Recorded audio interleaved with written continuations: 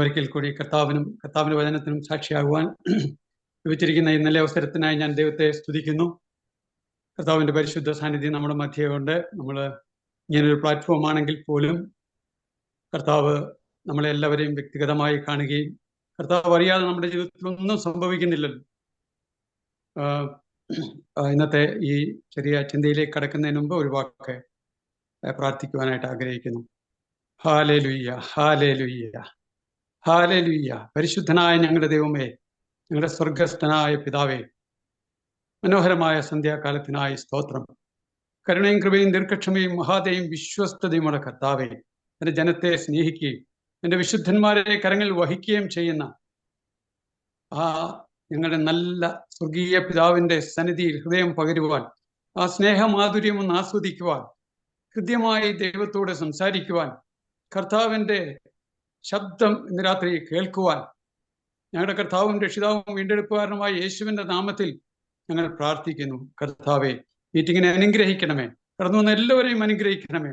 ആണ്ടിൻ്റെ ആരംഭം മുതൽ ആണ്ടിൻ്റെ അവസാനം വരെ കോവിയുടെ കണ്ണുകൾ തൻ്റെ ജനത്തോടെ തൻ്റെ മക്കളുടെ മേൽ ഉണ്ട് എന്നുള്ള ഹാലിലെ പൂർണ്ണ വിശ്വാസത്തോടെ അടിയങ്ങളായിരിക്കുന്നു. മീറ്റിങ്ങിനെ അനുഗ്രഹിക്കണം. കർത്താവിൻ്റെ സാന്നിധ്യം ഞങ്ങളോട് കൂടെ ഇരിക്കണം. പ്രാർത്ഥന കേട്ട കൃപയ്ക്കായി സ്തോത്രം. യേശു കർത്താവിൻ ധന്യനാമത്തിൽ തന്നെ ആമേൻ. ഹല്ലേലൂയ.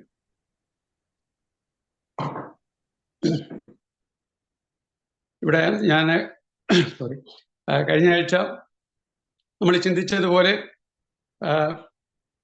ക്യാരക്ടർ ട്രാൻസ്ഫോർമേഷൻ അല്ലെങ്കിൽ character integrity, Christ like nature, യേശുവിനെ പോലെ ആകുക, യേശുവിൻ്റെ മനോഭാവത്തിൽ വളരുക, ഇതായിരുന്നു നമ്മുടെ വിഷയം. ആ വിഷയത്തിൻ്റെ തുടർച്ചയായിട്ട് ഇന്നും കണ്ടിന്യൂ ചെയ്യാനായിട്ട് ആഗ്രഹിക്കുന്നു. ഈ വിഷയം ഞാൻ ഒരു ഒന്നോ രണ്ടോ മണിക്കൂർ ധ്യാനിക്കാനായിട്ടിരുന്നത്, പക്ഷേ പരിശുദ്ധാത്മാവ് ഫോളോ അപ്പ് ചെയ്തത് കൊണ്ട് ഒരു 6 മാസത്തോളം ഈ സബ്ജക്റ്റ് കണ്ടിന്യൂ ചെയ്തു. പരിശുദ്ധാത്മാവ് ഫോളോ അപ്പ് ചെയ്തു. ഇതിനെന്നെ പ്രേരിപ്പിച്ച 2 വാക്യങ്ങളാണ്. പലപ്പോഴും ദൈവത്തിൻ്റെ വചനം നമ്മൾ ശ്രദ്ധയോടെ കേൾക്കുമ്പോഴേ ആ വചനത്തിൽ കൂടി ദൈവം നമ്മുടെ ഹൃദ്യമായിട്ട് ഇടപെടും. ഒന്നാമത്തെ വാക്യം ജോബിന്റെ പുസ്തകം അവസാനത്തെ അധ്യായം, അതിൻ്റെ 42-ാം അധ്യായം 5ഉം 6ഉം വാക്യങ്ങൾ. ഒരിക്കൽ കേട്ടുകേഴ്വിയായിരുന്നു, ഇപ്പോഴോ ഞാൻ എൻ്റെ കണ്ണാലെ കാണുന്നു, അതുകൊണ്ട് എന്നെ തന്നെ വെറുത്ത് പൊടിയിലും ചാരത്തിലും കിടന്ന് അനുഭവിക്കുന്നു. ഓക്കെ, ദൈവത്തിന്റെ വിശുദ്ധി എന്താണെന്ന് ബോധ്യമായി ജോബ് ദൈവത്തെ അടുത്തറിഞ്ഞപ്പോൾ തൻ്റെ അവസ്ഥ മനസ്സിലാകുകയും അനുഭവിക്കാതെ വേറെ മാർഗമില്ല എന്ന് ബോധ്യമാകുകയും ചെയ്തു. ആ വാക്യമാണ് എന്നെ പറ്റി. 2ാമത്തെ വാക്യം ഉത്തമഗീതം, സോങ് ഓഫ് സോങ്സ് 7:11. ഞാൻ എൻ്റെ പ്രിയനുള്ളവൾ, അവന്റെ ആഗ്രഹം എന്നോടാകുന്നു. ഞാൻ എൻ്റെ പ്രിയനുള്ളവൻ ആണെങ്കിൽ ഈ പ്രിയനെ പോലെ ആയിത്തീരേണ്ട അത്യാവശ്യമാണ്. അപ്പൊ അങ്ങനെ ഞാൻ ഈ 6 മാസം ഈ വിഷയം ധ്യാനിച്ചപ്പോൾ പരിശുദ്ധാത്മാവ് കൃത്യമായിട്ട് എന്നെ ഫോളോ അപ്പ് ചെയ്തു. കാരണം നമ്മൾ എന്ത് പ്രവൃത്തി ചെയ്തു കഴിഞ്ഞാലും ദൈവത്തിന്റെ ആത്മാവ് അത് ശ്രദ്ധിക്കും. പ്രോവർബ്സ് 16:2 പറയുന്നുണ്ട്, മനുഷ്യനെ തന്റെ വഴികളൊക്കെയും ചൊവ്വായി തോന്നുന്നു, യഹോവയോ ആത്മാക്കളെ തൂക്കി നോക്കുന്നു. അപ്പൊ നമ്മുടെ ഇന്റൻഷൻ എന്താണ്, മോട്ടീവ് എന്താണെന്ന് കർത്താവ് കൃത്യമായിട്ട് പരിശോധിക്കും. അപ്പോൾ അങ്ങനെ ധ്യാനിച്ചപ്പോൾ കർത്താവ് എന്നെ പഠിപ്പിച്ചത് 5 കാര്യങ്ങളാണ്. 1, നമ്മൾ ശരീരത്തിൽ പെർഫെക്റ്റ് ആകണം. 2, മനോഭാവത്തിൽ പെർഫെക്റ്റ് ആകണം. 3, വിശുദ്ധിയിൽ പെർഫെക്റ്റ് ആകണം. 4, നടപ്പിൽ പെർഫെക്റ്റ് ആകണം. പിന്നെ 5, Mathai 5:48, be perfect as your heavenly father is perfect. 2 example പഴയ നിയമത്തിൽ നിന്ന് 2 എക്സാമ്പിൾ ആണ്. 1 എസെക്കിയാവ്, ഹിസ്കിയാവ് 2 രാജാക്കന്മാർ 18-ാം അധ്യായം 3-ാം വാക്യം. അതുപോലെ തന്നെ 26-ാം സങ്കീർത്തനം ദാവീദിനെ. അങ്ങനെ പഴയ നിയമത്തിൽ നിന്ന് 2 വ്യക്തികളെയാണ് ഈ ക്യാരക്ടർ ഇന്റഗ്രിറ്റിയെ പറ്റി ധ്യാനിച്ചുകൊണ്ടിരുന്നപ്പം എക്സാമ്പിൾ തന്നത്. അപ്പൊ ഇത് മിക്ക വചനങ്ങളും സങ്കീർത്തനത്തിൽ പറയുന്നത് പോലെ അവൻ തൻ്റെ പ്രിയനോ ഉറക്കത്തിൽ കൊടുക്കുന്നു, ഉറക്കം കൊടുക്കുന്നു. പക്ഷെ എന്നെ സംബന്ധിച്ചിടത്തോളം ദൈവം എനിക്ക് ഉറക്കത്തിലും തന്നിട്ടുണ്ട്. അപ്പൊ ഞാൻ ഒരു ദിവസം രാവിലെ ഉണർന്നപ്പോഴേ കൃത്യമായിട്ടും എനിക്കധികം പരിചയമില്ലാത്ത ഭാഗമായിരുന്നു 2 രാജാക്കന്മാർ 18-ാം അധ്യായം 3-ാം വാക്യം. ഞാൻ രാവിലെ ഉണർന്നപ്പോൾ തന്നെ ഈ വാക്യം പറഞ്ഞുകൊണ്ടാണ് എഴുന്നേറ്റത്. 2 Kings chapter 18 verse 3. 2 Kings chapter 18 verse 3 ഇത് പറഞ്ഞുകൊണ്ടാണ് എഴുന്നേറ്റത്. അതുപോലെ തന്നെ അതിൻ്റെ 8 വരെയുള്ള വാക്യം 3 മുതൽ 8 വരെയുള്ള വാക്യം വായിച്ചു കഴിഞ്ഞാൽ അറിയാം പിന്നെ ഹിസിക്കിയാവിന്റെ ക്യാരക്ടർ എന്താണെന്നുള്ളത്. അതുപോലെ തന്നെ 26-ാം സങ്കീർത്തനം, ഒരു ദിവസം രാവിലെ ഉണരുമ്പോൾ 26-ാം സങ്കീർത്തനം 26-ാം സങ്കീർത്തനം 26-ാം സങ്കീർത്തനം പറഞ്ഞ എഴുന്നേൽക്കുന്നു. അവിടെയും ദാവീദിന്റെ ക്യാരക്ടറെ കാണാൻ പറ്റും. പിന്നെ മൂന്നാമതായിട്ട് കൺക്ലൂഡ് ചെയ്തത് 118-ാം സങ്കീർത്തനം. സിറപ്പ് നമ്പർ, ഒരു മെഡിസിൻ ബോട്ടിലെ മനോഹരമായ ലേബല് സിറപ്പ് നമ്പർ 1184 മെൻ, പുരുഷന്മാർക്ക് ഉള്ള സിറപ്പ്. പുരുഷന്റെ ധീരത, ഞാനത് ധ്യാനിച്ചപ്പോൾ എനിക്ക് കിട്ടിയ വാക്യം അതാണ്. പുരുഷന്റെ ധീരത അവന്റെ ദിനത്തെ സഹിക്കും. നിന്റെ ആത്മീയ ജീവിതത്തിൽ നീ മുൻപോട്ട് പോകുമ്പോൾ നിനക്കൊരു ധൈര്യക്ഷതം വന്നാൽ, നിനക്കൊരു ബലഹീനത വന്നാൽ, നിനക്കൊരു ഒരു അവിശ്വാസം വന്നാൽ, നീ 118-ാം സങ്കീർത്തനത്തിന് ഒത്തിരി പ്രത്യേകതകളുണ്ട്. അതായത് ഏറ്റവും ചെറുതിന്റെയും ഏറ്റവും വലുതിന്റെയും ഇടയ്ക്ക് വന്നുപെട്ടതല്ല, ദൈവം അങ്ങനെ ക്രമീകരിച്ചിരിക്കുന്ന അതിന്റെ 8-ാം വാക്യം ഏറ്റവും സെന്റർ വേഴ്സ് ആണ്. നമ്മുടെ പുസ്തകത്തിനകത്ത് 1189 അധ്യായങ്ങളാണ് ഉള്ളത്. ഈ 118-ന്റെ പുറകിൽ 594 അതിന്റെ ശേഷം 594 അധ്യായങ്ങളുമാണ്. അതിനകത്ത് ആ 17-ാം വാക്യം, ഞാൻ മരിക്കയില്ല, ജീവനോടെ ഇരുന്ന് യഹോവയുടെ പ്രവൃത്തികളെ വർണ്ണിക്കും. അങ്ങനെ മനോഹരമായ സങ്കീർത്തനത്തിനായി ഞാൻ ദൈവത്തെ സ്തുതിക്കുന്നതിന്റെ ഓരോ വാക്കുകളും കർത്താവ് തന്നെ ആ സങ്കീർത്തനത്തിൽ നിന്ന് കോട്ട് ചെയ്തിട്ടുണ്ട്. ആദ്യത്തെ വാക്യം തന്നെ ഒരു ആപ്തവാക്യമാണ്. യഹോവയ്ക്ക് സ്തോത്രം ചെയ്യുവീൻ, അവൻ നല്ലവനല്ലോ, അവന്റെ ദയ എന്നേക്കുമുള്ള. God is good and his mercy endures forever. രാവിലെ എഴുന്നേൽക്കുമ്പോൾ ഈ ഒരു വാക്യം തന്നെ നമ്മുടെ നാവിൽ നിന്ന് വരുന്നത് വളരെ എഫക്റ്റീവാണ്. ഞാൻ എൻ്റെ ഡയറിയിൽ എഴുതാൻ നേരത്ത് ഫസ്റ്റില് ഇങ്ങനെ എഴുതും, holy holy holy are the Lord Almighty, are you Lord Almighty. അത് കഴിഞ്ഞാൽ എഴുതുന്ന God is good and his mercy endures forever. ഇത് എഴുതാതെ ഒറ്റ ദിവസവും ഞാൻ എൻ്റെ ഡയറി എഴുതിയില്ല. അപ്പോൾ ഞാനിവിടെ നേരത്തെ പറഞ്ഞതുപോലെ പരിശുദ്ധാത്മാവ് പഠിപ്പിച്ചത്, 1 ശരീരത്തിൽ പെർഫെക്റ്റ് ആകണം, അത് കഴിഞ്ഞ ആഴ്ച നമ്മൾ ധ്യാനിച്ചതാണ്. 2 മനോഭാവത്തിൽ പെർഫെക്റ്റ് ആകണം, നടപ്പിൽ പെർഫെക്റ്റ് ആകണം, വിശുദ്ധിയിൽ പെർഫെക്റ്റ് ആകണം. Be perfect as your heavenly father is perfect. 2 example എസെക്കിയായും അല്ലെങ്കിൽ ഹിസിക്കിയാവും ദാവീദും പഴയ നിയമത്തിൽ നിന്ന് തന്നു. കൺക്ലൂഷൻ 118-ാം. ഇത് ഈ 6 മാസത്തെ ധ്യാനം എന്ന് പറയുന്നത് അതിന്റെ രത്നച്ചുരുക്കമാണ്. ഞാൻ രത്നച്ചുരുക്കം എന്ന് വേണേൽ പറയാം. അപ്പോൾ ആക്ച്വലി ഈ ക്യാരക്ടർ ട്രാൻസ്ഫോർമേഷൻ ഇത് ധ്യാനിക്കേണ്ടതും ഇതിനെ പ്രസക്തമാക്കുന്നത് നമ്മുടെ ഫൈനൽ ഡെസ്റ്റിനേഷൻ, അല്ലെങ്കിൽ നമ്മുടെ പദവികൾ, നമ്മുടെ യോഗ്യതകൾ, നമ്മുടെ ഇൻഹെറിറ്റൻസ്, നമ്മുടെ അവകാശങ്ങൾ, ഈ കാര്യങ്ങളെ ഒക്കെ നമ്മൾ അറിഞ്ഞിരിക്കണം. എങ്കിൽ അപ്പോഴാണ് ഈ സബ്ജക്റ്റ് ഏറ്റവും പ്രസക്തമായിട്ട് തീരുന്നത്. നമുക്കറിയാം, നാം നിത്യതയിൽ കർത്താവിനോടുകൂടെ എപ്പോഴും വസിക്കേണ്ടവരാണ്. ഇങ്ങനെ നാം എപ്പോഴും first Thessalonians chapter 4 verse 16 and 17 അവിടെ 17ന്റെ അവസാനം പറയുന്ന, ഇങ്ങനെ നാം എപ്പോഴും കർത്താവിനോട് കൂടെ ഇരിക്കും. ഇപ്പൊ ദൈവത്തോടു കൂടെ ജീവിക്കേണ്ടവരാണ്, ദൈവത്തിനുള്ളവരാണ്, നാം കർത്താവിനുള്ളവരാണ്, നാം അതിനായി വിളിക്കപ്പെട്ടവരാണ്. മണ്ണുകൊണ്ടുള്ളവന്റെ പ്രതിമ ധരിച്ചതുപോലെ നാം സ്വർഗീയന്റെ പ്രതിമയും ധരിക്കും.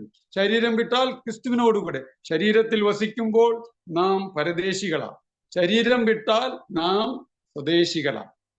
നമ്മുടെ പൗരത്വം സ്വർഗത്തിലാണ്. അവിടെ നിന്ന് കർത്താവായ യേശു രക്ഷിതാവായി വരുമെന്ന് നാം കാത്തിരിക്കുന്നു. അവൻ പ്രത്യക്ഷനാകുമ്പോൾ സകലതും തനിക്ക് കീഴ്പ്പെടുത്തുവാൻ കഴിയുന്ന തന്റെ വ്യാപാര ശക്തി കൊണ്ട് നമ്മുടെ താഴ്ചയുള്ള ശരീരത്തെ അവന്റെ മഹത്വമുള്ള ശരീരത്തോട് അനുരൂപമായി രൂപാന്തരപ്പെടുത്തും. അപ്പൊ പുനരുത്ഥാനത്തിൽ നമ്മൾ സ്വർഗത്തിലെ ദൂതന്മാരെ പോലെയാണ്. മത്തായി 18:11 പറയുന്നുണ്ട്, എൻ്റെ ഈ ചെറിയവരിൽ ഒരുവനെ തുച്ഛീകരിക്കാതിരിപ്പാൻ സൂക്ഷിപ്പീൻ. അവരുടെ കാവൽ ദൂതൻ ഇപ്പോൾ എൻ്റെ പിതാവിന്റെ മുഖം കണ്ടുകൊണ്ടിരിക്കും.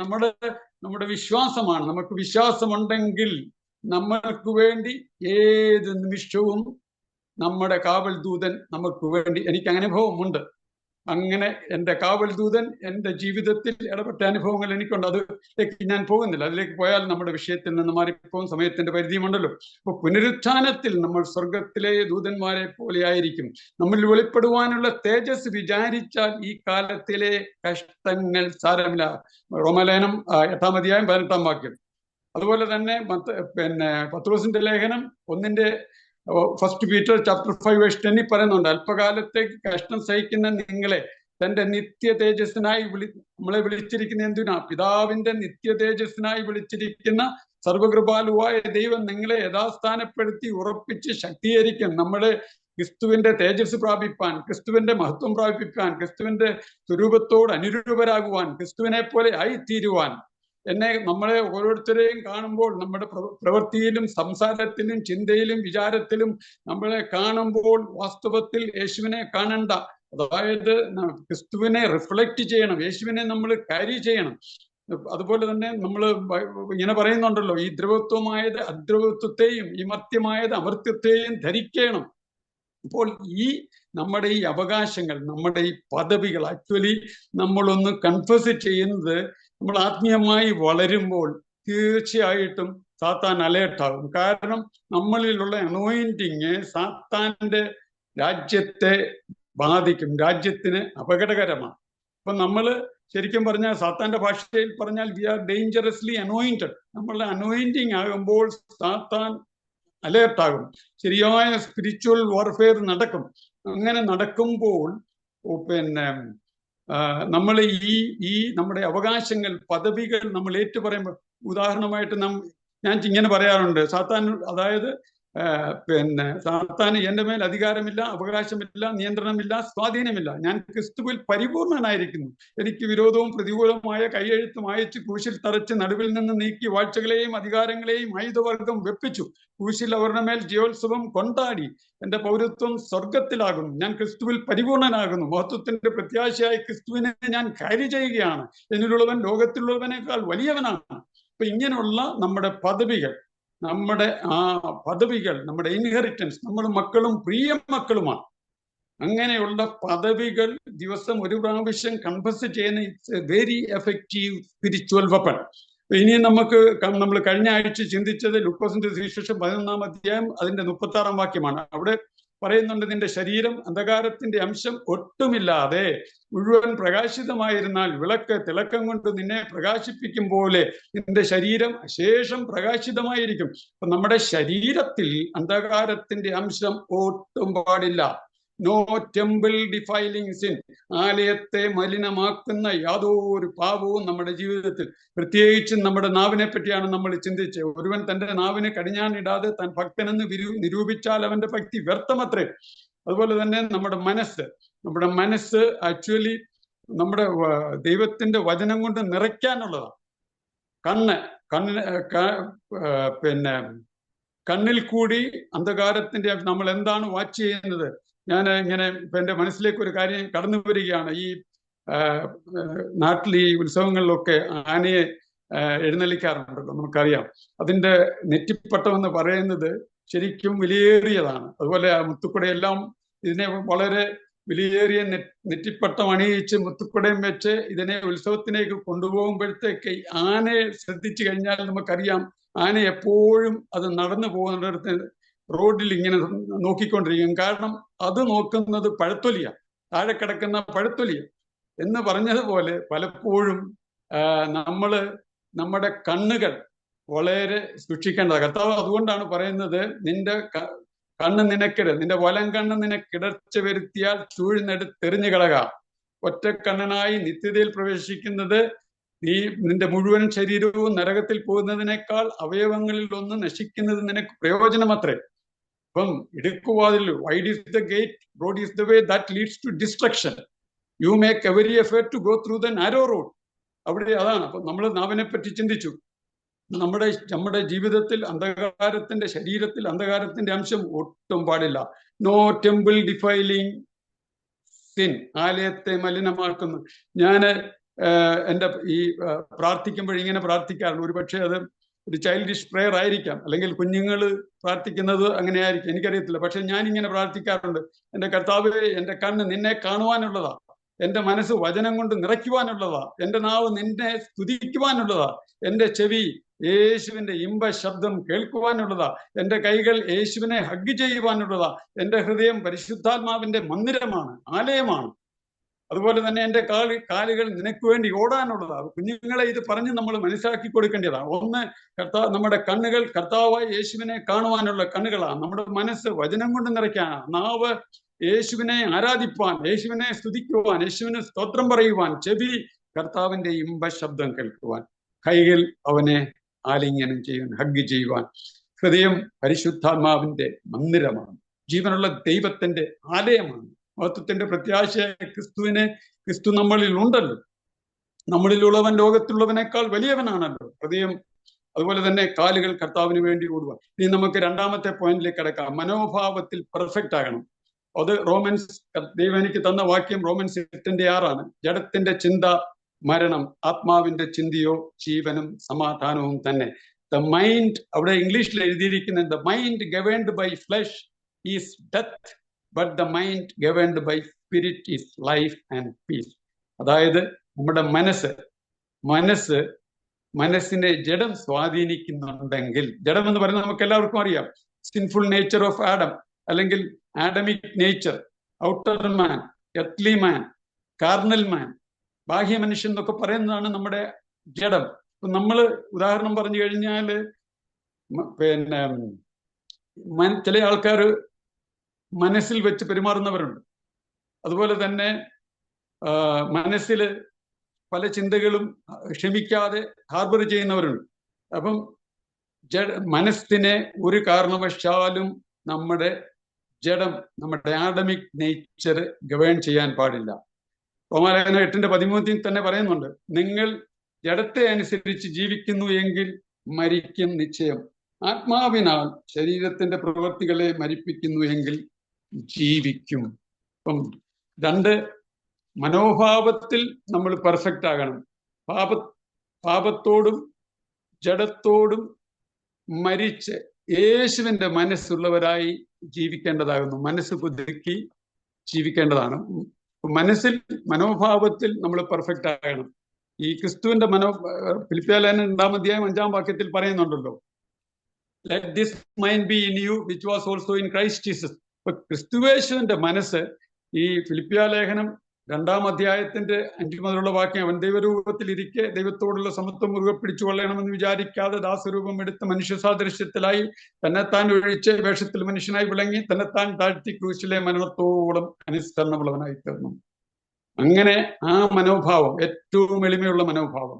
അതുപോലെ തന്നെ അതിൻ്റെ കൂടെ ബിയാറ്റിറ്റ്യൂഡും പിന്നെ love chapter of the Bible, അതായത് 1 Corinthians chapter 13, ആ ലവ് ചാപ്റ്റർ, ഇത് മൂന്നും കൂടെ ചേർന്ന് കഴിഞ്ഞാൽ നമ്മുടെ ക്രിസ്തുവിന്റെ മനോഭാവത്തിലേക്ക് ഒരു ഗൈഡ് ലൈൻസ് കിട്ടും. Love chapter of the Bible ഞാൻ ഓർക്കുന്നുണ്ട്, ഞാൻ കുവൈറ്റ് ജോലി ചെയ്തപ്പോഴും അവിടെ ഇസ്ലാമിക് രാജ്യമാണ്, അവിടെ നമുക്ക് പിന്നെ ബൈബിൾ വാക്യങ്ങളൊന്നും പുറത്തെഴുതി വെക്കാൻ പറ്റത്തില്ല. പക്ഷെ ഞാൻ ഇരിക്കുന്ന എൻ്റെ ചെയറിന്റെ മേളിൽ ഡിസ്പ്ലേ ബോർഡുണ്ട്. ആ ഡിസ്പ്ലേ ബോർഡിൽ എപ്പോഴും ഞാൻ ബിഹേവിയർ ഓഫ് ലവ് ഒരു 15 പോയിന്റ് അവിടെ ഉണ്ടല്ലോ. Love is patient, love is Christ, love is kind, it does not envy, it does not boast, not proud. അങ്ങനെ 15 കാര്യം ബിഹേവിയർ ഓഫ് ലവ് ഞാൻ ടൈപ്പ് ചെയ്ത് എൻ്റെ ബാക്കിലെ ഡിസ്പ്ലേ ബോർഡിൽ പിൻ ചെയ്യുമായിരുന്നു. എന്നിട്ട് അടിയിൽ എഴുതും 1 Corinthians chapter 13. ഇത് ഈ സെയിം പേപ്പർ ഞാൻ ദുബായിലേക്ക് പോയപ്പം അവിടെ നിന്ന് ഇളക്കി ദുബായിൽ കൊണ്ടുപോയി അവിടെയും പിൻ ചെയ്യും. എല്ലാവരും വന്ന് കാണും. ഈ ബിഹേവിയർ ഓഫ് ലവ് 15 കാര്യം ഉള്ളതുകൊണ്ട് ആരും ഒന്നും പറയത്തില്ല. പിന്നെ അതുപോലെ തന്നെ നമ്മൾ പിന്നെ ഈ കുഞ്ഞുങ്ങളെ ഞാൻ പലപ്പോഴും ഈ വചനം ബൈഹാർട്ട് പഠിക്കുമ്പോഴത്തേക്ക് ഈ love chapter of the Bible 1 Corinthians chapter 13, Christmas gospel, അതുപോലെ തന്നെ faith chapter of the Bible, great Sam, the greatest psalm, good Samaritan, the prodigal sun, ഇതൊക്കെ നമ്മൾ ഇങ്ങനെ പിള്ളേരെ പഠിപ്പിക്കുന്നത് അവരുടെ ആത്മീയ ജീവിതത്തിന് നല്ലതായിരിക്കും. ഞാൻ എപ്പോഴും love chapter of the Bible, faith chapter of the Bible പിള്ളേരോട് ചോദിക്കും, കൊച്ചുമക്കളോട് ചോദിക്കും. Faith chapter of the Bible, greatest psalm, good Samaritan, Christmas gospel, prodigal son, ഇങ്ങനെയുള്ള കാര്യങ്ങൾ കുഞ്ഞുങ്ങളെ പറഞ്ഞ് പഠിപ്പിക്കുന്നത് എപ്പോഴും അവർക്ക് അവരുടെ ആത്മീയ ജീവിതത്തിന് തീർച്ചയായിട്ടും മുതൽക്കൂട്ടാകും. ഇനി നമുക്ക് വിശുദ്ധിയിൽ, മൂന്നാമത്തെ പോയിന്റ്, വിശുദ്ധിയിൽ പെർഫെക്റ്റ് ആകണം. അത് 2 Corinthians chapter 7 verse 1. പ്രിയമുള്ളവരെ, ഈ വാഗ്ദാനങ്ങൾ നമുക്കുള്ളത് കൊണ്ട് നാം ജഡത്തിലെയും ആത്മാവിലെയും സകല കന്മഷവും നീക്കി ദൈവഭയത്തിൽ വിശുദ്ധിയെ തികച്ചുകൊള്ളുക. വിശുദ്ധിയെ തികച്ചുകൊള്ളുക ദൈവഭയത്തിൽ. അവിടെ ആകയാൽ തുടങ്ങുന്നുണ്ട്. ഈ ആകയാൽ എന്നുള്ളത് ദൈവം തന്റെ ജനത്തോടുകൂടെ വസിക്കുവാൻ ലേവ്യാപുസ്തകം 26-ാം അധ്യായം 11-ാം വാക്യത്തിൽ പറയുന്നുണ്ട്, ഞാൻ എന്റെ നിവാസം നിങ്ങളുടെ ഇടയിലാക്കും, ഞാൻ നിങ്ങളോടുകൂടെ സഞ്ചരിച്ചു കൊണ്ടിരിക്കും, എന്റെ ഉള്ളം നിങ്ങളെ വെറുക്കയില്ല, ഞാൻ നിങ്ങൾക്ക് ദൈവവും നിങ്ങൾ എനിക്ക് ജനവും ആയിരിക്കും. ദൈവം ഞാൻ ഇസ്രായേൽ മക്കളുടെ മധ്യേ വസിക്കും, അവർ എനിക്ക് ജനവും ഞാൻ അവർക്ക് ദൈവവുമായിരിക്കും. വെളിപ്പാട് പുസ്തകം 21-ാം അധ്യായം 3-ാം വാക്യത്തിൽ പറയുന്നുണ്ട്, ഇതാ മനുഷ്യരോടുകൂടെ ദൈവത്തിന്റെ കൂടാരം, അവൻ അവരോടുകൂടെ വസിക്കും, അവൻ അവരുടെ ദൈവമായിരിക്കും, അവർ അവന്റെ ജനമായിരിക്കും. അതുപോലെ തന്നെ നമ്മുടെ കർത്താവിനോടുള്ള ഫെലോഷിപ്പ്, കൂട്ടായ്മ. ഇപ്പൊ വിശുദ്ധിയിൽ പെർഫെക്റ്റ് ആകുക എന്ന് പറഞ്ഞു കഴിഞ്ഞാൽ ആരുടെ വിശുദ്ധി? ദൈവത്തിന്റെ വിശുദ്ധിയാണ്. ആ ദൈവത്തിന്റെ ഇത് നമുക്ക് എപ്പോഴും ഓർക്കേണ്ടത്, ദൈവത്തിന്റെ വിശുദ്ധിയാണ് നമ്മൾ അച്ചീവ് ചെയ്യാനായിട്ട്. പക്ഷെ ദൈവത്തിന്റെ പരിശുദ്ധാത്മാവാണ് നമ്മളെ ഹെൽപ്പ് ചെയ്യും. He is the best helper. ക്രിസ്തുവിനെ പോലെ ക്രിസ്തുവിന്റെ മഹത്വത്തിലേക്ക് വളരാൻ Holy Spirit is the best remembrancer, the best helper, the best teacher. അങ്ങനെ പരിശുദ്ധാത്മാവ് നമ്മളെ തീർച്ചയായിട്ടും സഹായിക്കും. First Peter chapter 1 verse 15 and 16 പറയുന്നുണ്ട്, നിങ്ങളെ വിളിച്ച വിശുദ്ധനൊത്തവണ്ണം അനുസരണമുള്ള മക്കളായി എല്ലാ നടപ്പിലും വിശുദ്ധരാകുകയും. ലേവ്യ പുസ്തകം 19:2 ആണ് പറയുന്നുണ്ട്, ഞാൻ വിശുദ്ധനാകിയാൽ നിങ്ങളും വിശുദ്ധ. ഇത് തന്നെ പത്രോസും കോട്ട് ചെയ്തിട്ടുണ്ട്. എബ്രായ ലേഖനം 12:10 പറയുന്നുണ്ട്, അവനോ നാം അവന്റെ വിശുദ്ധി പ്രാപിക്കേണ്ടതിന് നമ്മുടെ ഗുണത്തിനായി തന്നെ ശിക്ഷിക്കുന്നു. അപ്പം ദൈവത്തിന്റെ വിശുദ്ധി ആണ് നമ്മൾ പ്രാപിക്കേണ്ടത്. എബ്രായ ലേഖനം 12:6 പറയുന്നുണ്ട്, അതായത് the Lord disciplines those he loves and he punishes everyone he accepts as a son. ദൈവം സ്നേഹിക്കുന്നവരെ ദൈവം ഡിസിപ്ലിൻ ചെയ്യും. അപ്പൊ ദൈവത്തിന്റെ വിശുദ്ധി പ്രാപിക്കാൻ വേണ്ടിയാണ്. എബ്രായ ലേഖനം 12-ാം അധ്യായം അതിന്റെ 8-ാം ഹിബ്രൂ ചാപ്റ്റർ 12 verse 18 ഇങ്ങനെ വായിക്കുന്നുണ്ട്, സ്ഥൂലമായതും തീ കത്തുന്നതുമായ പർവ്വതത്തിനും മേഘസമസ്യ, കൂരിരുട്ട്, കൊടുങ്കാറ്റ്, കാഹളനാദം, വാക്കുകളുടെ ശബ്ദം എന്നിവയ്ക്ക് അടുക്കലേക്കല്ല വന്നിരിക്കുന്നത്. ആ ശബ്ദം കേട്ടവർ ഇനിയും ഒരു വാക്ക് ഞങ്ങളോട് അരുളി ചെയ്യരുതേ എന്നപേക്ഷിച്ചു. മോശ പോലും താൻ അത്യന്തം പേടിച്ചു വിറയ്ക്കുന്നു എന്ന് പറയത്തക്കവണ്ണം ആ കാഴ്ച ഭയങ്കരമായിരുന്നു. അവിടെ പറയുന്നുണ്ട്, ഒരു മൃഗമെങ്കിലും പർവ്വതത്തെ തൊട്ടാൽ അതിനെ കല്ലെറിഞ്ഞു കൊല്ലണം, അതവർക്ക് സഹിച്ചുകൂടാഞ്ഞു. അപ്പം അന്ന് അവരുടെ കയ്യിൽ ശരിക്കും പറഞ്ഞ അശുദ്ധമായ മൃഗങ്ങളൊന്നുമില്ലായിരുന്നു. ഒരു കുഞ്ഞാടാണെങ്കിൽ പോലും, ആട്ടിൻകുട്ടിയാണെങ്കിൽ പോലും ആ പർവ്വതത്തിന് വെച്ചിരിക്കുന്ന അതിരെ തൊട്ടാൽ അതിനെ കല്ലെറിഞ്ഞു കൊല്ലണം. എന്തുകൊണ്ട് കല്ലെറിഞ്ഞു കൊല്ലണം? കൈ തൊടാൻ പാടില്ല. എന്തുകൊണ്ട് കൈ തൊടാൻ പാടില്ല? അത് മൃഗം അശുദ്ധമായി. എന്തുകൊണ്ട് അശുദ്ധമായി? കൽപ്പന ലംഘിച്ചു. അവിടെ ദൈവത്തിന്റെ കൽപ്പനയാണ് അതിരെ മൃഗം പോലും തൊടാൻ പാടില്ല. ദൈവത്തിന്റെ കൽപ്പന ലംഘിച്ചാൽ അത് മൃഗമായാലും അശുദ്ധമാകും. പിന്നെ മനുഷ്യന്റെ കാര്യം നമുക്ക് ചിന്തിക്കാനുണ്ടോ? ഫസ്റ്റ് തെസ്സലോനിയൻസ് ചാപ്റ്റർ 4 verse 3 പറയുന്നുണ്ട്, ദൈവത്തിന്റെ ഇഷ്ടമോ നിങ്ങളുടെ ശുദ്ധീകരണം തന്നെ.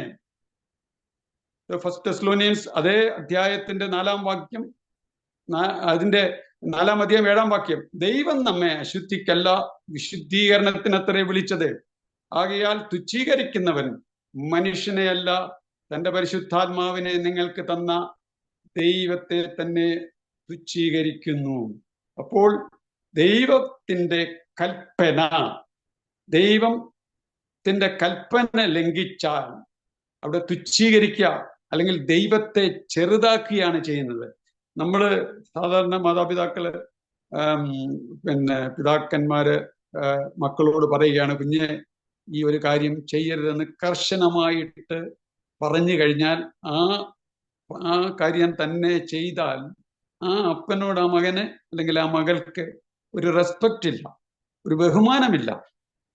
അതിന്റെ അർത്ഥം ബിലിറ്റിൽ ചെയ്യാണ്, തുച്ഛീകരിക്കുകയാണ്. ഇതുപോലെയാണ് ദൈവത്തിന്റെ കൽപ്പന.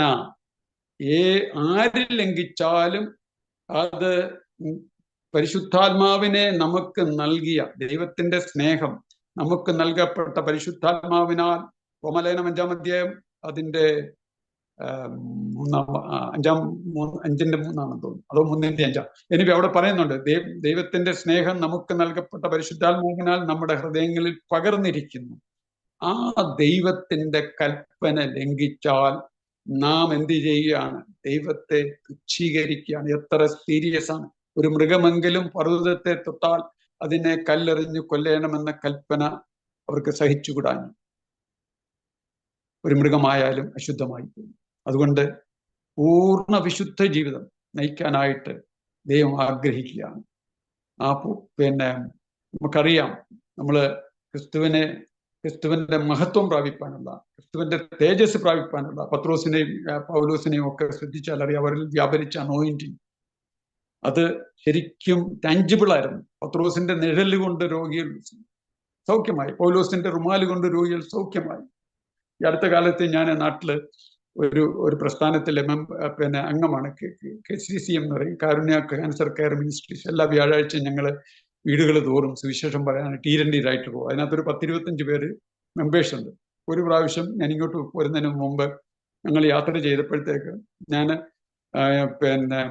ഒരു പാസ്റ്ററിന് തൊട്ടടുത്തായിരുന്നു. ഞങ്ങളിങ്ങനെ 1 മണിക്കൂർ യാത്ര ചെയ്യണമായിരുന്നു. ആ യാത്രയിൽ അദ്ദേഹവുമായിട്ട് പല കാര്യങ്ങളും ഷെയർ ചെയ്ത് ചുരുക്കം പറഞ്ഞു കഴിഞ്ഞാൽ വാഹനത്തിൽ നിന്ന് ഇറങ്ങിയപ്പോൾ എനിക്ക് കൃത്യമായിട്ട് ശക്തമായ അനോയിന്റിങ് എന്നിൽ വ്യാപരിച്ചു. അദ്ദേഹത്തിൽ വ്യാപരിച്ച ആ അനോയിന്റിങ് എന്നിലേക്ക് പകരപ്പെട്ടു. അത് എനിക്ക് അന്ന് വെളിയിൽ ഇറങ്ങിയപ്പോഴത്തേക്ക്, വീടുകളിൽ കയറിയപ്പോഴത്തേക്ക് 10-12 വീടുകൾ കയറും. അതെനിക്ക് ശരിക്കും എനിക്കത് വളരെ പ്രയോജനപ്പെട്ടു. അപ്പം ഞാൻ പറഞ്ഞതിന്റെ ഉദ്ദേശം, അങ്ങനെ കർത്താവിന്റെ തേജസ്സിനെ നമുക്ക് ക്യാരി ചെയ്യാൻ പറ്റും. ആ ഒരു കാഴ്ചപ്പാട് വേണം നമ്മൾ ജീവിക്കാൻ. പൂർണ്ണ വിശുദ്ധ ജീവിതം നയിക്കണം. അതുപോലെ തന്നെ നടപ്പിൽ നമ്മൾ പെർഫെക്റ്റ് ആകണം. ഗലാത്യ ലേഖനം 5-ാം അധ്യായം 16-ാം വാക്യം, ആത്മാവിനെ അനുസരിച്ച് നടപ്പീൻ, എന്നാൽ നിങ്ങൾ ജഡത്തിന്റെ മോഹം നിവർത്തിക്കയില്ല. Walk in the spirit, you shall not fulfil the lust of the flesh. അതായത് ആത്മാവിനെ അനുസരിച്ച് നടപ്പീൻ, എന്നാൽ ജഡത്തിന്റെ മോഹം നിവർത്തിക്കത്തില്ല. ആത്മാവിനെ എങ്ങനെ അനുസരിച്ച് നടക്കാൻ പറ്റും? എല്ലാവർക്കും ആത്മാവിനെ അനുസരിക്കാൻ, അല്ലെങ്കിൽ ആത്മാവിന്റെ ലീഡിങ്ങിന് നമ്മൾ സെൻസിറ്റീവ് അല്ല എങ്കിൽ പിന്നെ ഒറ്റ മാർഗമേ ഉള്ളൂ, പരിശുദ്ധാത്മാവിന്റെ, അതായത് വചനം അനുസരിച്ച് ജീവിക്കുക. ഹോളി സ്പിരിറ്റിന്റെ ലീഡിങ്ങിന് നമ്മൾ സെൻസിറ്റീവ് അല്ലെങ്കിൽ പിന്നെ ഒറ്റ മാർഗമേ ഉള്ളൂ, ദൈവത്തിന്റെ വചനം അനുസരിച്ച് നമുക്ക് ജീവിക്കേണ്ട ആവശ്യമാണ്. ഇവിടെയാണ് വചനത്തിന്റെ പ്രാധാന്യത, വചനത്തിന്റെ പ്രത്യേകത വരുന്നത്. ഇവിടെ നമുക്കറിയാം, 119-ാം സങ്കീർത്തനം 105-ാം വാക്യത്തിൽ പറയുന്നുണ്ട്, നിന്റെ വചനം എൻ്റെ കാലിന് ദീപവും എൻ്റെ പാതയ്ക്ക് പ്രകാശവുമാകുന്നു. ദാവീദ് അതേ സങ്കീർത്തനത്തിൽ പറയുന്നുണ്ട്, ഞാൻ ഉദയത്തിന് മുമ്പേ എഴുന്നേറ്റ് പ്രാർത്ഥിക്കുന്നു, തിരുവചനം ധ്യാനിക്കേണ്ടതിന് എൻ്റെ കണ്ണ് യാമങ്ങളെ നോക്കിക്കൊണ്ടിരിക്കുന്നു. ദൈവത്തിന്റെ വചനം രാപ്പകൽ ധ്യാനിക്കണം. പ്രോവെർബ്സ് 4-ാം അധ്യായം 20-ാം വാക്യം മുതൽ ഇങ്ങനെ വായിക്കുന്നുണ്ട്, മകനെ എൻ്റെ വാക്കുകൾ ശ്രദ്ധിക്കുക, എൻ്റെ മൊഴികൾക്ക് ചെവിചായിക്കുക, അത് നിന്റെ ദൃഷ്ടിയിൽ നിന്ന് മാറിപ്പോകരുത്, ഹൃദയത്തിന്റെ നടുവിൽ സൂക്ഷിക്കുക. ദൈവവചനം വചനപ്രകാരം നമ്മൾ ജീവിക്കണം. യോഹന്നാന്റെ സുവിശേഷം 8-ാം അധ്യായം 31-32 പറയുന്നുണ്ട്, തന്നിൽ വിശ്വസിച്ച യഹൂദന്മാരോട് യേശു, എൻ്റെ വചനത്തിൽ നിലനിൽക്കുന്നു എങ്കിൽ നിങ്ങൾ വാസ്തവമായി സത്യമറിയുകയും നിങ്ങൾ എൻ്റെ ശിഷ്യന്മാരായി സത്യമറിയുകയും സത്യം നിങ്ങളെ സ്വതന്ത്രരാക്കുകയും ചെയ്യും. തന്നിൽ വിശ്വസിച്ച യഹൂദന്മാരോട് യേശു പറഞ്ഞതാണ്. അപ്പം ആ വചനമാണ് നമ്മളെ ധൈര്യപ്പെടുത്തുന്നത്, ആ വചനമാണ് നമ്മളിൽ വ്യാപരിക്കുന്നത്. അത് ജീവനും ചൈതന്യമുള്ളതാണ്. യഹോവയുടെ വചനം നിർമ്മല വചനമാണ്. ഉലയിലുരുക്കി 7 പ്രാവശ്യം ശുദ്ധി ചെയ്ത വെള്ളി പോലെ തന്നെ വചനം, കർത്താവ് തന്നെയാണ് വചനം. അവൻ രക്തം തളിച്ച ഉടുപ്പ് ധരിച്ചിരിക്കുന്നു, അവന്റെ പേർ ദൈവവചനം അത്രേ. വചനം നമ്മളുടെ ഉള്ളിലുണ്ടെങ്കിൽ തീർച്ചയായിട്ടും നമുക്ക് ജഡത്തെ അതിജീവിക്കാം. ജഡപ്രകാരം നമ്മൾ ജീവിക്കുകയില്ല. ആത്മാവിനെ തന്നെ അനുസരിച്ച് ജീവിക്കാനായിട്ട് തീർച്ചയായിട്ടും നമുക്ക് കഴിയും. ആ വചനമാണ് കർത്താവായ യേശു ക്രിസ്തു പറയുന്നുണ്ടല്ലോ, യോഹന്നാന്റെ സുവിശേഷം 17-ാം അധ്യായം 17-ാം വാക്യം, സത്യത്താൽ ഇവരെ ശുദ്ധീകരിക്കണം, നിന്റെ വചനമാണല്ലോ സത്യം. വചനമാണ് നമ്മളെ ശുദ്ധീകരിക്കുന്നത്. കർത്താവ് അതുപോലെ തന്നെ അതിന്റെ 22-ാം വാക്യമാണെന്ന് തോന്നുന്നു, അവിടെ പ്രാർത്ഥിക്കുന്നുണ്ട്. അപ്പോസ്തലന്മാർക്ക് വേണ്ടി പ്രാർത്ഥിക്കുമ്പോൾ കർത്താവ് പ്രത്യേകം പറയുന്നുണ്ട്, ഇവർക്ക് വേണ്ടി മാത്രമല്ല,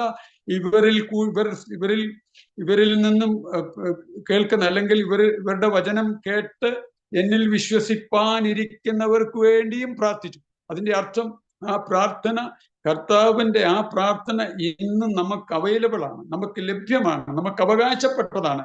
അതും ഒരു സ്പിരിച്വൽ വെപ്പണാണ് നമ്മുടെ കർത്താവിന്റെ പ്രാർത്ഥന. കർത്താവെ, നീ എനിക്ക് വേണ്ടി പ്രാർത്ഥിച്ചിരിക്കുകയാണ്, ഞാൻ എങ്ങനെ പരാജയപ്പെടും? ആ വചനം നമ്മളെ ശുദ്ധീകരിക്കും. അടുത്തതായിട്ട് മത്തായിയുടെ സുവിശേഷം 5:48, be perfect as your heavenly father is perfect. ആകയാൽ നിങ്ങളുടെ സ്വർഗസ്ഥനായ പിതാവ് സൽഗുണപൂർണനായിരിക്കുന്നത് പോലെ നിങ്ങളും സൽഗുണപൂർണരാകുകയും. Be perfect as your heavenly. അവിടെ ആകയാൽ എന്ന് പറയുന്നുണ്ട്. മത്തായിയുടെ സുവിശേഷം 5-ാം അധ്യായത്തിനകത്ത് കർത്താവ് അനേക കാര്യങ്ങൾ അവിടെ പറയുന്നുണ്ട്.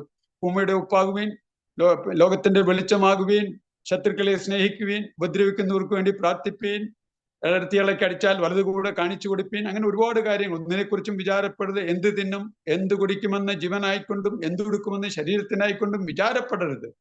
അങ്ങനെ നിങ്ങളുടെ സ്വർഗസ്ഥനായ പിതാവ് സൽഗുണപൂർണ്ണ, തിന്മയ്ക്ക് പകരം തിന്മ ചെയ്യരുത്, ശപിക്കരുത്, പകരം അനുഗ്രഹിക്കുകയാകാവൂ. അതാണ് അവിടെ. പക്ഷേ ദൈവത്തിന്റെ ആത്മാവ് എന്നെ നയിച്ചത് ഫസ്റ്റ് തെസ്സലോനിയൻസ് 5-ാം അധ്യായം 23-ാം വാക്യം, 23-24 വാക്യത്തിലേക്കാണ് ദൈവത്തിന്റെ ആത്മാവിനെ നയിച്ചത്. അതായത് സമാധാനത്തിന്റെ ദൈവം തന്നെ നിങ്ങളെ മുഴുവനും ശുദ്ധീകരിക്കുമാറാകട്ടെ, നിങ്ങളുടെ ആത്മാവും പ്രാണനും ദേഹവും അശേഷം നമ്മുടെ കർത്താവായ യേശുക്രിസ്തുവിന്റെ പ്രത്യക്ഷതയിൽ അനന്യമായി വെളിപ്പെടുവാൻ തക്കവണ്ണം കാക്കപ്പെടുമാറാകട്ടെ. നിങ്ങളെ വിളിക്കുന്നവൻ വിശ്വസ്തനാകുന്നു, അവൻ അത് നിവർത്തിക്കും. കർത്താവാണ് ആക്ച്വലി നമ്മളെ, മണവാട്ടിയെ ഒരുക്കുന്നത് പരിശുദ്ധാത്മാവാണ്. നമ്മളെ ഒരുക്കുന്നത് പരിശുദ്ധാത്മാവ്, കർത്താവ് തന്നെ നമുക്ക് വേണ്ടത്. പക്ഷെ നമ്മുടെ സമർപ്പണമാണ്. ഞാൻ അവിടെ കൃത്യമായിട്ട് എഴുതിയിട്ടുണ്ട്, നിങ്ങളുടെ ആത്മാവും പ്രാണനും ദേഹവും. ആ അലൈൻമെന്റ് ശ്രദ്ധിച്ച്, ആത്മാവും പ്രാണനും ദേഹവും. ആദ്യം കൊടുത്തിരിക്കുന്ന ആത്മാവാണ്. അതാണ് ശരിക്കും പേഴ്സണൽ അലൈൻമെന്റ്. ആത്മീയത്തിൽ 3 അലൈൻമെന്റ് ഉണ്ട്. പേഴ്സണൽ, അത് സ്പിരിച്വൽ ലൈഫിലെ നമ്മുടെ പേഴ്സണൽ അലൈൻമെന്റ് ആണ്. ആത്മാവും, സ്പിരിറ്റ്, സോൾ ആൻഡ് ബോഡി. അപ്പൊ ഇത് 3ഉം പെർഫെക്റ്റ് ആയിരിക്കണം. സമാധാനത്തിന്റെ ദൈവം തന്നെ നമ്മുടെ ആത്മാവും പ്രാണനും ദേഹവും പൂർണ്ണമായിട്ട് ശുദ്ധീകരിക്കും. കർത്താവ് തന്നെ മുൻകൈ എടുത്തോളും. നമ്മൾ കർത്താവിന് കീഴടങ്ങി സമർപ്പിച്ച് സബ്മിറ്റ് ചെയ്ത്, നമുക്ക് നല്ലൊരു മധ്യസ്ഥനുണ്ട്, നമുക്ക് ശ്രേഷ്ഠ മഹാപുരോഹിതനുണ്ട്. കർത്താവ് നമുക്ക് വേണ്ടി, കർത്താവിന്റെ രക്തം നമുക്ക് വേണ്ടി ഗുണകരമായി സംസാരിക്കുന്നുണ്ട്. ആ കർത്താവ് തന്നെ നമ്മളെ സഹായിച്ചോളും. നമ്മുടെ ഈ പേഴ്സണൽ അലൈൻമെന്റ് ഒരിക്കലും മാറിപ്പോകാൻ പാടില്ല. ഞാൻ ചില സമയത്ത് ഇങ്ങനെ പറയാറുണ്ട് എൻ്റെ ബോഡിയോട് തന്നെ, body submit to the soul, soul submit to the spirit, and spirit submit to the spirit of the living God. അതാണ് personal alignment. Body submit to the soul, soul submit to the spirit, and spirit submit to the spirit of the living God. Personal alignment. അതുപോലെ തന്നെ family alignment ഉണ്ട്. Family അലൈൻമെന്റിനകത്ത് ഫാമിലിയിൽ ഒരു leadership ഉണ്ടല്ലോ, നമുക്കറിയാം. Husband, wife and kids, അതാണ് family alignment. അതുപോലെ കിങ്ഡം അലൈൻമെന്റ് ഉണ്ട്. ദൈവം, മനുഷ്യൻ, ഗോഡ്, മാൻ ആൻഡ് സേറ്റൻ. സാത്താനെ റോമാലേഖനം 16-ാം അധ്യായത്തിന്റെ 30-ാം വാക്യത്തിൽ പറയുന്നു, സമാധാനത്തിന്റെ ദൈവമോ വേഗത്തിൽ സാത്താനെ നിന്റെ കാൽ കീഴെ ചതച്ചു കളയും, നിങ്ങളുടെ കാൽ കീഴെ ചതച്ചു കളയും. സാത്താന്റെ പൊസിഷൻ നമുക്ക് കീഴെയാണ്. അതാണ് കിങ്ഡം അലൈൻമെന്റ്. ഈ അലൈൻമെന്റ്. അപ്പൊ ഇങ്ങനെ ഈ 5 കാര്യങ്ങളാണ് ദൈവം എന്നെ പഠിപ്പിച്ചത്. 1, ശരീരത്തിൽ പെർഫെക്റ്റ് ആകണം, മനോഭാവത്തിൽ പെർഫെക്റ്റ് ആകണം, നടപ്പിൽ പെർഫെക്റ്റ് ആകണം, വിശുദ്ധിയിൽ പെർഫെക്റ്റ് ആകണം. പിന്നെ നിങ്ങളുടെ സ്വർഗസ്ഥനായ പിതാവ് പെർഫെക്റ്റ് ആയിരിക്കുന്നത് പോലെ നിങ്ങളും പെർഫെക്റ്റ് ആകണം. നടപ്പിൽ പെർഫെക്റ്റ്, വിശുദ്ധിയിൽ പെർഫെക്റ്റ് ആകണം, മനോഭാവത്തിൽ പെർഫെക്റ്റ് ആകണം, ശരീരത്തിൽ പെർഫെക്റ്റ് ആകണം. പിന്നെ സ്വർഗസ്ഥനായ പിതാവ് പെർഫെക്റ്റ് ആയിരിക്കുന്ന പോലെ പെർഫെക്റ്റ് ആകണം. എക്സാമ്പിൾ കർത്താവ് തന്നു. എസെക്കിയാവിന്റെ പുസ്തകം 18-ാം അധ്യായത്തിന്റെ അതിന്റെ 3 മുതൽ 8 വരെയുള്ള വാക്യങ്ങൾ ഒന്ന് വായിക്കാം. ആരെങ്കിലും ഒന്ന് വായിക്കാം. 2 Kings chapter 18 verse 3 to 8.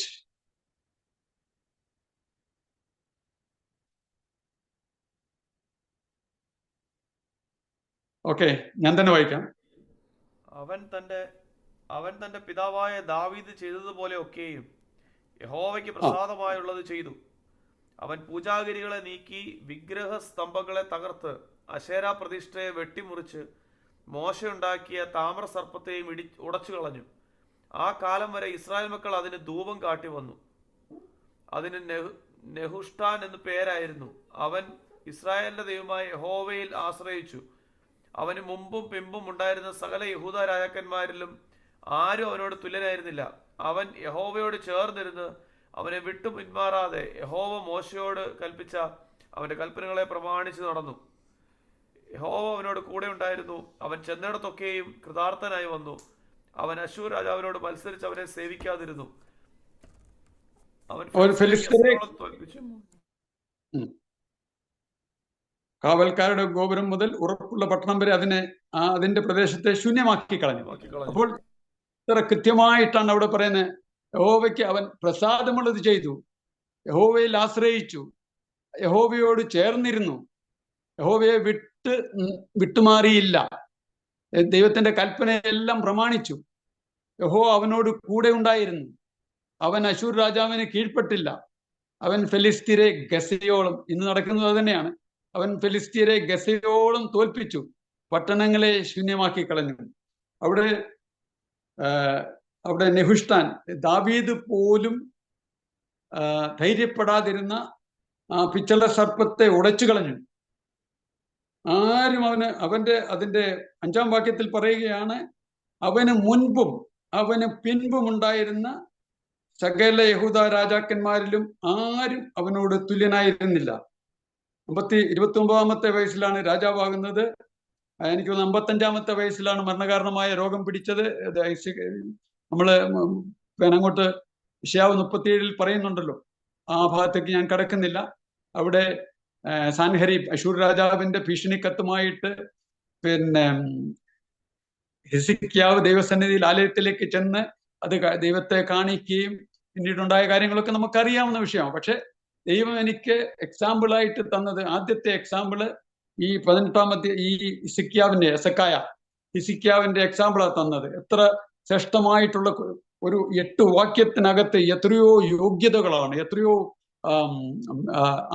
ആ വ്യക്തിത്വമാണ് അവിടെ വെളിപ്പെട്ടു വരുന്നത്. ദൈവത്തോട് കൂടെ നടന്നു, ദൈവത്തോട് ചേർന്നിരുന്നു, ദൈവത്തെ വിട്ടുപിരിഞ്ഞില്ല, ദൈവത്തിന്റെ കൽപ്പന എല്ലാം പ്രമാണിച്ചു, യഹോവ അവനോട് കൂടെ ഉണ്ടായിരുന്നു, അവൻ അശൂർ രാജാവിന് കീഴ്പ്പെട്ടില്ല. അങ്ങനെ അത് ആ ഒരു 8 വാക്യങ്ങളിൽ ഒരുപാട് കാര്യങ്ങൾ നമുക്ക് ചിന്തിക്കാനും ധ്യാനിക്കാനും പഠിക്കാനുമുണ്ട്. അപ്പോൾ കർത്താവ് എനിക്ക് ആ വാക്യം തന്നതെന്നാന്ന് ചോദിച്ചാൽ, അന്ന് ബൈബിള് മുഴുവനില്ല, പഴയ നിയമം മാത്രമേ ഉള്ളൂ. ആ കാലഘട്ടത്തിൽ കൃപായുഗമല്ല. മെശിഹായെ പറ്റി കേട്ടിട്ടില്ല.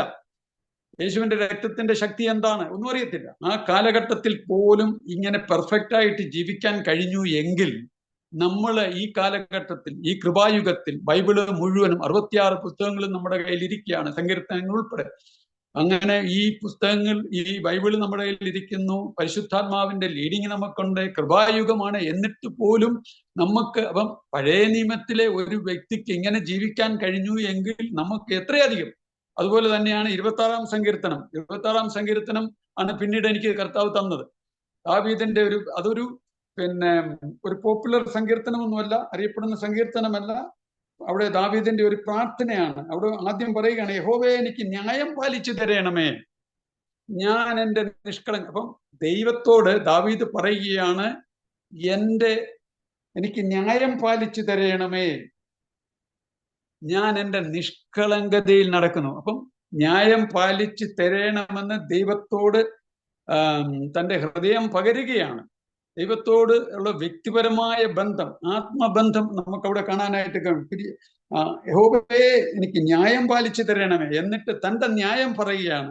അതിന്റെ 8 വരെയുള്ള വാക്യങ്ങൾ ദാവീദിന്റെ സ്വഭാവ ശ്രേഷ്ഠതയും സ്വഭാവത്തിന്റെ പ്രാഗൽഭ്യവും സ്വഭാവത്തിന്റെ ക്യാരക്ടർ ഇന്റഗ്രിറ്റി നമുക്ക് കാണാം. അവിടെ 1-ാം വാക്യത്തിൽ ഇങ്ങനെയാണ് പറയുന്നത്, ഞാൻ എൻ്റെ നിഷ്കളങ്കതയിൽ നടക്കുന്നു, ഞാൻ ഇളകാതെ യഹോവയിൽ ആശ്രയിക്കുന്നു. യഹോവേ, എന്നിട്ട് ദൈവത്തോട് പറയാണ്, കർത്താവേ നീ എന്നെ ഒന്ന് പരീക്ഷിച്ചു നോക്കിക്കോ.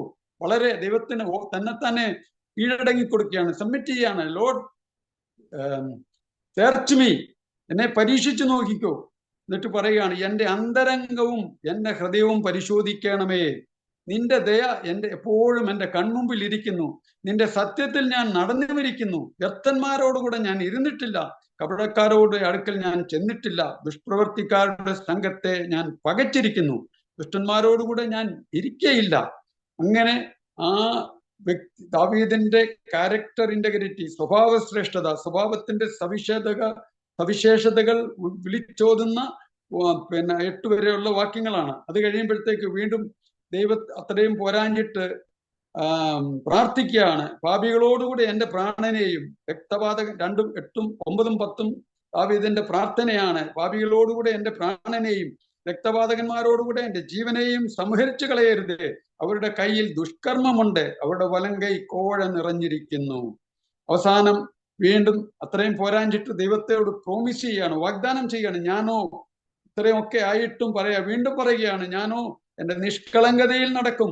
എന്നെ വീണ്ടെടുത്ത് എന്നോട് കൃപ ചെയ്യണമേ. എൻ്റെ കാലടി സമനിലത്ത് നിൽക്കുന്നു. സഭയിൽ ഞാൻ യഹോവയെ വാഴ്ത്തും. എൻ്റെ കാലടി സമനിലത്ത് നിൽക്കുകയാണ് എന്ന് പറഞ്ഞു കഴിഞ്ഞാൽ ഞാൻ വീഴത്തില്ല, സമനിലത്ത് നിൽക്കുകയാണ്. ഞാൻ പിന്മാറി പോകത്തില്ല. എൻ്റെ നീതിമാൻ വിശ്വാസത്താൽ ജീവിക്കും. പിന്മാറുന്നുവെങ്കിലോ എൻ്റെ ഉള്ളത്തിൽ അവനിൽ പ്രസാദമില്ല. നാമോ പിന്മാറുന്നവരുടെ കൂട്ടത്തിലല്ല, വിശ്വസിച്ച് ജീവരക്ഷ പ്രാപിക്കുന്നവരുടെ കൂട്ടത്തിലത്രേ. അതുകൊണ്ട് ഇവിടെ പറയുകയാണ്, എൻ്റെ കാലടി സമനിലത്ത് നിൽക്കുന്നു, പിന്മാറ്റമില്ല, വീഴത്തില്ല എന്ന് ദൈവത്തോട് പറയുകയാണ്. സഭകളിൽ ഞാൻ യഹോവയെ വാഴ്ത്തും. കർത്താവിന്റെ ജനം കൂടുന്നിടത്ത് ഞാൻ കർത്താവെ നിന്നെ സ്തുതിക്കും, ഞാൻ നിന്നെ വാഴ്ത്തും, ഞാൻ നിന്നെ ആരാധിക്കും. അങ്ങനെ വാഗ്ദാനം ചെയ്യുകയാണ്. ആ സ്വഭാവ സവിശേഷതകൾ പറഞ്ഞു, അത് കഴിഞ്ഞിട്ട് പ്രാർത്ഥിക്കുന്നു, അത് കഴിഞ്ഞിട്ട് ദൈവത്തോട് വാഗ്ദാനം ചെയ്യുന്നു. എത്ര മനോഹരമായ സങ്കീർത്തനം. ആക്ച്വലി ഈ സങ്കീർത്തനം ഞാൻ ഒരിക്കലും ഇതിനു മുമ്പ് എൻ്റെ ശ്രദ്ധ, കാരണം ഇതൊരു പോപ്പുലർ സങ്കീർത്തനമല്ല, അതുപോലെ അതിന്റെ പശ്ചാത്തലം അവിടെ കൊടുത്തിട്ടില്ല. പക്ഷെ അതിൽ അകത്തേക്ക് കയറിയപ്പോഴാണ് ആ വ്യക്തിയുടെ, ദാവീദിന്റെ ആ ക്യാരക്ടർ ഇന്റഗ്രിറ്റി എന്താണെന്ന്. അങ്ങനെ സിക്കിയാവെന്ന് പറയുന്ന ഇത്രയും അത് പഴയ നിയമത്തിൽ എത്രയോ വിശുദ്ധന്മാർ, എത്രയോ ശ്രേഷ്ഠന്മാരുണ്ട്, മോശയെ പോലുള്ളവരുണ്ട്. പക്ഷെ കാലേബിനെ പറ്റി ദൈവം പറയുന്നത്, എൻ്റെ ദാസനായ കാലേബോ, അവന് വേറൊരു സ്വഭാവമുള്ളത് കൊണ്ടും അവൻ എന്നെ പൂർണ്ണമായി അനുസരിച്ചത് കൊണ്ടും അവൻ പോയിരുന്ന സ്ഥലത്ത് ഞാൻ അവനെ എത്തിക്കും. എത്ര മഹത്തായ, എത്ര ശ്രേഷ്ഠമായ സാക്ഷ്യമാണ് കാലേബിനെ പറ്റി പറഞ്ഞത്, ജോസഫിനെ പറ്റി. അങ്ങനെ അത്ര എങ്കിലും ദൈവം എനിക്ക് തന്ന ഹിസ്കിയാവിനെ പറ്റി, ഹിസ്കിയാവിനെ സാധിച്ചുവെങ്കിൽ ഇങ്ങനെ ജീവിക്കുവാനായിട്ട് സാധിച്ചു, ദാവീദിന് ഇങ്ങനെ ജീവിക്കുവാനായിട്ട് സാധിച്ചുവെങ്കിൽ നമുക്ക് എത്രയധികം, നമുക്ക് ഈ കാലഘട്ടത്തിൽ പരിശുദ്ധാത്മാവ് നമ്മളുടെ സഹായകനായിട്ട് നമ്മോടുകൂടിയുണ്ട്. നമുക്ക് ശ്രേഷ്ഠ മഹാപുരോഹിതനായിട്ട് യേശുവുണ്ട്. നമ്മൾ നിത്യതയിൽ കർത്താവ്, അതേ യേശുവിന്റെ മഹത്വം പ്രാപിച്ച് നിത്യതയിൽ അവനോടുകൂടെ നിത്യകാലം ജീവിക്കേണ്ടവരാണ്. നമ്മുടെ പൗരത്വം അവിടെയാണ്, നമ്മുടെ ഫൈനൽ ഡെസ്റ്റിനേഷൻ അവിടെയാണ്. അവിടെ പുതിയ ജെറുസലേം എന്ന വിശുദ്ധ നഗരം, അവിടെയാണ് നമ്മുടെ ഫൈനൽ. അവിടെ പിതാവുണ്ട്, പുത്രനുണ്ട്, വിശുദ്ധന്മാരുണ്ട്, ദൂതന്മാരുണ്ട്. അവരോടുകൂടെ നിത്യകാലം വാഴുവാനുള്ളവരാണ്. അപ്പോൾ നമുക്ക് മാതൃകയാക്കാം. നമ്മുടെ സ്വഭാവത്തിൽ ശരിക്കും ക്യാരക്ടർ ട്രാൻസ്ഫോർമേഷൻ, സ്വഭാവ രൂപാന്തരീകരണം പ്രാപിച്ച് കർത്താവിന്റെ വരവിന് വേണ്ടി നമുക്ക് ഒരുങ്ങാം. അവന്റെ വരവിൽ പ്രത്യാശയോടെ അതിനായിട്ട് നമുക്ക് കാത്തിരിക്കാം. മണവാട്ടിയെ ഒരുക്കുന്നത് പരിശുദ്ധാത്മാവാണ്. വെളിപ്പാട് പുസ്തകം 22-ാം അധ്യായം 14-ാം വാക്യത്തിൽ പറയുന്നുണ്ട്, ജീവന്റെ 20-ാം അധ്യായം 15-ാം വാക്യത്തിൽ പറയുന്നുണ്ട്, ജീവപുസ്തകത്തിൽ പേരെഴുതി കാണാത്ത ഏവനെയും തീപ്പൊയ്കയിൽ തള്ളിയിടും. 22-14 പറയുന്നുണ്ട്, ജീവന്റെ വൃക്ഷത്തിൽ അധികാരം ഉണ്ടാകേണ്ടതിനും ഗോപുരങ്ങളിൽ കൂടി കടക്കേണ്ടതിനും തങ്ങളുടെ വസ്ത്രം അലക്കുന്നവർ ഭാഗ്യവാന്മാർ. നിങ്ങളുടെ വിളിയും, പൗത്രോസ് പറയുന്നുണ്ട്, നിങ്ങളുടെ വിളിയും തെരഞ്ഞെടുപ്പും ഉറപ്പാക്കുവാൻ അധികം ശ്രമിപ്പീൻ. ഇങ്ങനെ ചെയ്താൽ അവന്റെ നിത്യരാജ്യത്തിലേക്കുള്ള പ്രവേശനം ധാരാളമായി പ്രാപിക്കും. കഷ്ടിച്ച് പുത്തുരുത്വത്തിൽ കടന്നുകൂടാനല്ല, ഫയർ ഇൻഷുറൻസ് എടുത്ത് നിൽക്കുന്ന പോലെ അല്ല, സമർത്ഥമായിട്ട് കർത്താവിന്റെ അനോയിന്റിങ് മറ്റുള്ളവരേക്ക് പകരത്തക്ക ഒരു സ്പോഞ്ചിലേക്ക് വെള്ളം നിറയുന്നത് പോലെ ദൈവത്തിന്റെ അനോയിന്റിങ് നമ്മളിലേക്ക് തരുവാൻ, നിറയ്ക്കുവാൻ ദൈവം ആത്മാർത്ഥമായിട്ട് ആഗ്രഹിക്കുന്നു. അതിനായിട്ട് നമുക്ക് പ്രാർത്ഥിക്കാം. ഈ വർഷത്തിന്റെ ആരംഭം മുതൽ അവസാനം വരെ ദൈവത്തിന്റെ കണ്ണുകൾ ഒരു ക്രിട്ടിക്കൽ സമയത്ത് കർത്താവ് എന്നോട് പേഴ്സണലായിട്ട് ഇന്നോഡിബിൾ വോയിസ് എനിക്ക് കേൾപ്പിച്ചതാണ്. നിന്റെ ജീവിതത്തിൽ ഞാൻ അറിയാതെ ഒന്നും സംഭവിക്കുന്നില്ല. പിന്നെ അതുപോലെ തന്നെ എന്റെ സാന്നിധ്യം, നമ്മളെല്ലാം ദൈവത്തിന്റെ സാന്നിധ്യം ആഗ്രഹിക്കുന്നത് പോലെ കർത്താവ് നമ്മുടെ ഓരോരുത്തരുടെയും കമ്പാനിയൻഷിപ്പ് ആഗ്രഹിക്കുന്നു.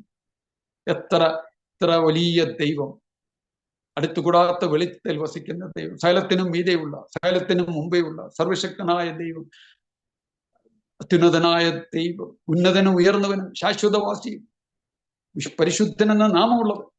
ആ ദൈവ തന്റെ ഉള്ളം കയ്യിൽ വെള്ളം അളക്കുകയും ചാണുകൊണ്ട് ആകാശത്തിന്റെ പരിമാണം എടുക്കുകയും ഭൂമിയുടെ പൊടിയെ നാഴിയിൽ ഉൾക്കൊള്ളിക്കുകയും പർവ്വതങ്ങളെ വെള്ളിക്കോലുകൊണ്ടും കുന്നുകളെ തുലാശിലും തൂക്കുന്ന ഈ മഹാദൈവത്തെ പിതാവേ എന്ന് വിളിക്കുവാൻ, പ്രിയമക്കളായി തീരുവാൻ ലഭിച്ച ഭാഗ്യപദവി ഓർത്ത് നമുക്ക് ദൈവത്തെ സ്തുതിക്കാം.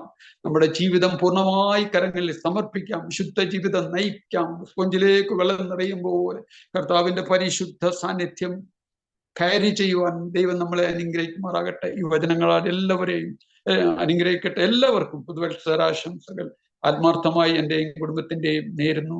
ദൈവം നിങ്ങളെ എല്ലാവരെയും അനുഗ്രഹിക്കുമാറാകട്ടെ. ആമേൻ.